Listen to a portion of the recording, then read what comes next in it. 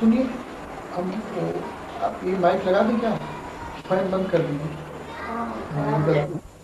यह बड़े सौभाग्य की बात है कि श्री नागा बाबा के सानिध्य में श्री बाबा का शिष्यत्व स्वीकार कर श्री बाबा की आध्यात्मिक परंपरा को अक्षुण्ण बनाए रखने वाले महान विभूति प्रज्ञा पुरुष ओम श्री आनंद प्रभु ने श्री बाबा के महाप्रयाण के 8 वर्षों बाद श्री कृष्ण जन्माष्टमी 2 सितंबर सन 1980 काशी में सबोध आश्रम की स्थापना की और तभी से वह पवित्र ज्ञान गंगा की सतत धारा विश्व कल्याण हेतु अनवरत प्रवाहमान है। अब हम प्रभु श्री से कुछ प्रश्न निवेदन करना चाहते हैं। मेरा पहला प्रश्न है, श्री नागा बाबा का जब आपने प्रथम बार सैतापट्टी धाम पर दर्शन किया तब आपकी उम्र क्या थी और आपको वहां क्या अनुभूति हुई, कृपया बताने का कष्ट करें।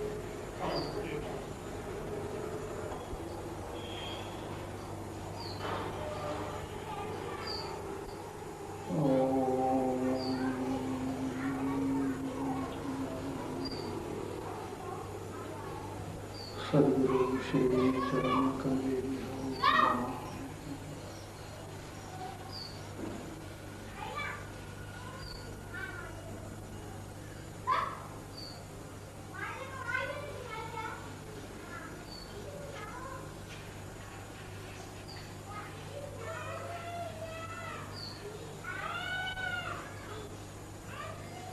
आपने जैसा प्रश्न किया है और जो आपकी जिज्ञासा है उसका समाधान करने के पहले हम अपनी हार्दिक प्रसन्नता व्यक्त करना चाहते हैं कि यह जो बाबा की सेवा का और उनके जीवन को चिरस्मरणीय बनाने का ये सब प्रयास आप कर रहे हैं। अब मेरे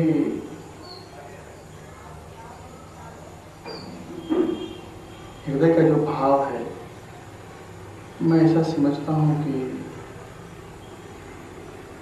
इससे बढ़कर आपके जीवन का और कोई दूसरा पुण्य नहीं होगा। बाबा के संदर्भ में आश्रम की स्थापना के साथ बहुत काल तक मुझे भी भ्रमण करना पड़ा था और इसी जिज्ञासा को लेकर के कि बाबा के जीवन वृत्त को लोगों के बीच में रखा जा सके, तो वो प्रयास साहित्य के रूप में लोगों के समक्ष आया भी है। आगे उसका बृहद संस्करण प्रकाशित होने वाला भी है। जैसा कि आपने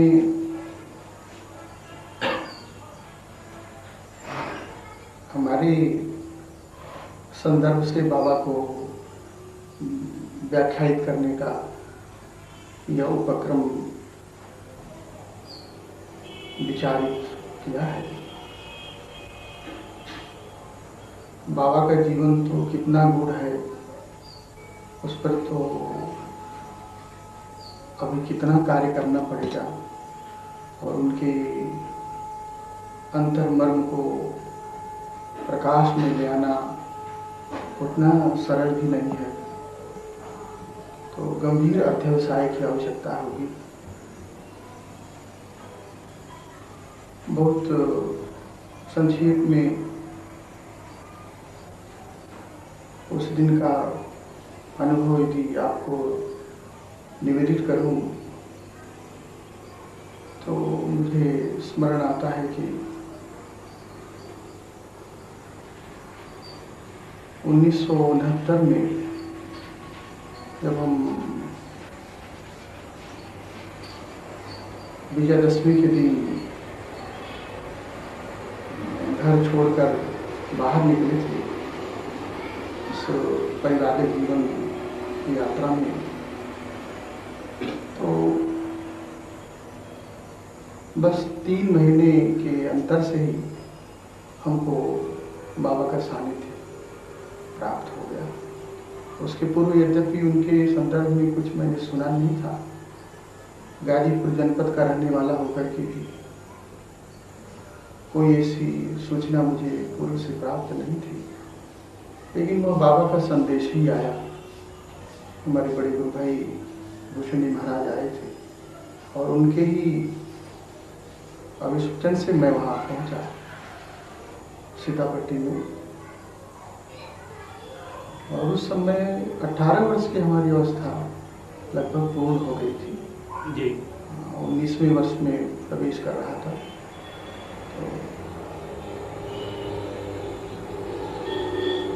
तो बाबा का जो प्रथम दर्शन हुआ मुझे और जो मेरे मनोभाव जागृत हुए, तो अब तो मैं मनोभाव आज कहने की स्थिति में हूँ। वस्तुतः वो मेरा बाबा का प्रथम दर्शन ही केवल नहीं था, वास्तव में मेरे जीवन का ही, और उसे तो मैं कहता हूँ कि मेरा नया जन्म हुआ और वहीं से फिर मेरे जीवन का एक नया अध्याय प्रारंभ हुआ, क्योंकि वो पहला दर्शन ही मुझे बाबा की उस परम आंतरिक दीक्षा में उतार ले आया था।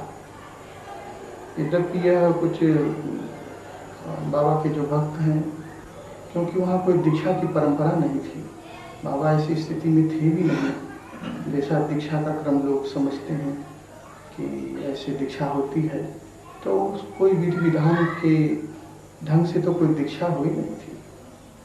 लेकिन यह बहुत अंतर का मर्म है कि बाबा ने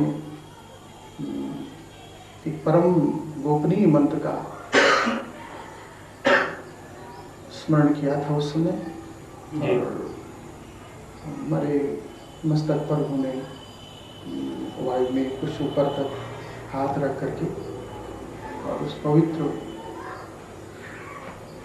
महामंत्र का स्मरण किया था, उच्चारण किया था। और वो मंत्र ही आज हमारे स्वबोधाश्रम का इस अभियान का महामंत्र है, जो यहाँ की दीक्षा परंपरा के द्वारा जनमानस को हम देने का प्रयास कर रहे हैं। और वो महामंत्र भी किसी संप्रदाय विशेष का नहीं, तो हमारे वेदों का आदि शब्द है। तो अनुभव के अर्थ में तो अब इतना ही कहना चाहूँगा कि उस दिन मेरे सारे शब्द समाप्त हो गए थे, क्योंकि बाबा ने जो स्पर्श किया, स्पर्श इस प्रकार का कि क्योंकि मैं उनके चरणों में गिर पड़ा था, तो उन्होंने जिस प्रकार से उन्होंने मेरे हाथों का स्पर्श किया था मुझे आज भी स्मरण आ रहा है। और उनके उसी स्पर्श में जैसे मैं किसी ऐसे अनजाने प्रदेश में पहुंच गया हूं, क्योंकि वो हमारे अंतर का वो आकाश प्रकाशमान हो उठा था और मैं उसी शांति में स्थित रहा। तो ये पहला अनुभव तो हमारे जीवन की दीक्षा का अनुभव है। यद्यपि उसके और सब प्रसंग हैं, लेकिन हम अभी उसकी पर चर्चा विस्तार में नहीं कर पाएंगे। लेकिन ये ऐसा अनुभव है कि संभवतः मैं उसे ऐसा कहना चाहूँगा कि इस लोक से जिस परम लोक में जाने की इच्छा करता है साधक, और जिस भाव को लेकर के हमने घर छोड़ा था, तो वो भी एक विचित्र घटना है। मैं एक दिव्य स्वप्न को पाकर हमने घर छोड़ा कि मुझे अपनी समस्त शक्ति लगाकर उस परम समाधि को, परम सत्य को प्राप्त करना है। और 3 महीने स्मशान में निवास करने के बाद हमको बाबा का ये संदेश जैसे मिला, मैं बाबा के सानिध्य में आया। तो यह अनुभव तो इतना विलक्षण है कि वो कुछ सांसारिक अनुभव की तरह बाबा की अनेक प्रकार की सिद्धियाँ, उनके चमत्कार तो भक्त बताते ही हैं, लेकिन यह लोकोत्तर चमत्कार है। और बल्कि मैं कहूँ कि दीक्षा का तत्व कितना गहन है, कितना गूढ़ है, उसी के द्वारा खुलता है जब वो ऐसे परम सद्गुरु के सानिध्य में होकर दीक्षित होता है। तो जहाँ शब्द और मंत्र और विचार नहीं रह जाते, बल्कि वह चेतना का एक ऐसा स्पंदन प्राप्त होता है जिसमें जीव अवस्थित हो जाता है, और वो देहातीत अवस्था है। तो शायद अनुभव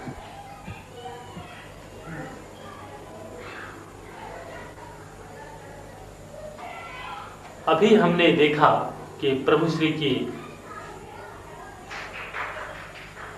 प्रथम बार जब श्री बाबा से मिलन हुआ, और आपने जैसा अभी भी हम लोगों को बताया कि उम्र आपकी लगभग 18 वर्ष थी,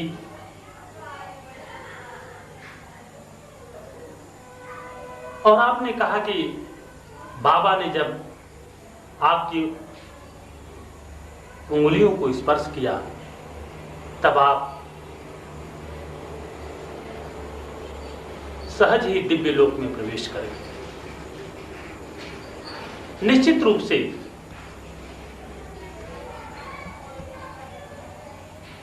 प्रभु श्री की वह पात्रता थी कि वह दिव्य प्रकाश आपके रोम रोम में प्रवेश कर गया, और ऐसा तभी संभव है जबकि वह दिव्यात्मा जो जन्मों जन्मों से आध्यात्म के पथ पर अग्रसित है, चली आ रही है, और जिसकी तैयारी पूरी हो चुकी है, और जिसका आखिरी जन्म होता है, उसी के जीवन में मैं समझता हूं कि सद्गुरु के मात्र स्पर्श से वह दिव्य लोक में प्रवेश कर जाता है। ऐसी घटना स्वामी विवेकानंद के साथ भी हुई थी, जब श्री रामकृष्ण परमहंस ने केवल अंगूठे से स्पर्श किया था, और स्वामी विवेकानंद ने कहा है कि उस वक्त मैं किसी दिव्य लोक में प्रवेश कर गया, इस पृथ्वी लोक से मैं पार कहीं और चला गया। ऐसी ही घटना स्वामी जी के साथ भी हुई थी।